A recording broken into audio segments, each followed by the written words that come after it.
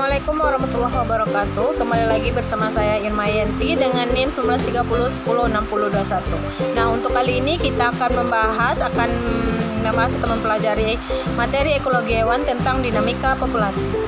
Langsung saja kepada materinya. Yang pertama itu ada pengertian dari dinamika populasi. Nah, apa sih dinamika populasi? Nah, sini kita membahasnya. Nah, dinamika populasi itu merupakan suatu ilmu yang mempelajari tentang pertumbuhan serta pengaturan populasi. Nah, hal ini tentu berkaitan dengan parameter dalam populasi. Nah, khusus di dalam pengaturan kerapatan populasi dikenal adanya mekanisme atau density dependent. Nah, mekanisme yang bergantung kepada kerapatan dari suatu populasi. Nah, dinamika populasi ini merupakan perubahan ukuran populasi yang terjadi dalam suatu waktu atau yang terjadi sepanjang waktu. Nah, dinamika populasi ini membahas tentang cara populasi spesies tertentu berkembang dan menyusut serta sebab-sebab peningkatan atau penurunan dari jumlah suatu spesies dalam populasi tersebut. Nah, selanjutnya contohnya itu pada lemming, binatang pengerat yang kecil ini hidup di wilayah yang sangat kecil, hidup di wilayah yang sangat dingin di belahan bumi utara. Nah, setiap 3 atau 4 tahun jumlah dari spesies ini akan menjadi sangat banyak. Lalu terlihat binatang ini melakukan migrasi atau perpindahan besar-besaran dari tempat tersebut ke tempat lainnya. Nah, hal ini diduga karena persediaan makanan yang tidak memungkini untuk spesies tersebut tetap tinggal di tempat habitatnya sekarang. Secara umum, aspek-aspek yang dapat kita pelajari di dalam dinamika populasi ini, contohnya satu seperti populasi sebagai komponen dari sistem lingkungan. Yang kedua, perubahan jumlah individu dalam suatu populasi. Yang ketiga, tingkat penurunan, peningkatan, penggantian individu dan proses yang menjaga kestabilan jumlah individu dalam populasi.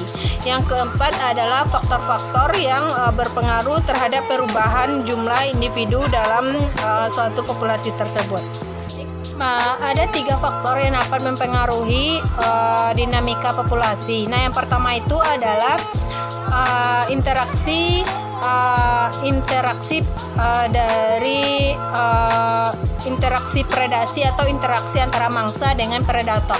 Nah, kedua hal ini saling berkaitan. Jika populasi dari mangsa itu meningkat, maka populasi dari predatornya juga akan ikut meningkat. Nah, begitu sebaliknya.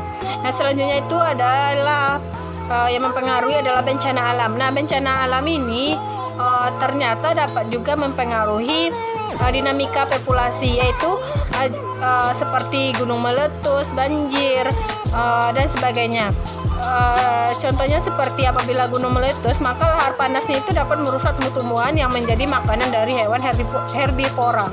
Nah, maka berkurangnya makanan akan menyebabkan berkurangnya populasi dari hewan herbivora tersebut. Nah, yang ketiga adalah aktivitas manusia. Nah, aktivitas manusia ini sangat mempengaruhi dinamika populasi suatu spesies tumbuhan. Contohnya itu seperti perburuan liar, pembangunan ilegal, dan sebagainya. Contohnya itu buatan manusia atau aktivitas manusia yang dapat menyebabkan dinamika populasi itu. Yang pertama contohnya seperti perburuan harimau Sumatera yang saat ini telah banyak dilakukan oleh manusia sehingga dapat menyebabkan harimau Sumatera tersebut menjadi punah.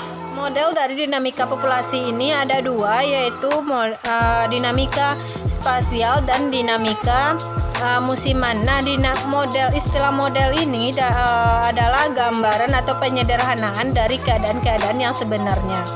Nah, model spasial itu ada dua, yaitu statis dan dinamis. Nah, model spasial dinamis memiliki 3 komponen utama, yaitu dimensi ruang, waktu, dan proses dinamikanya.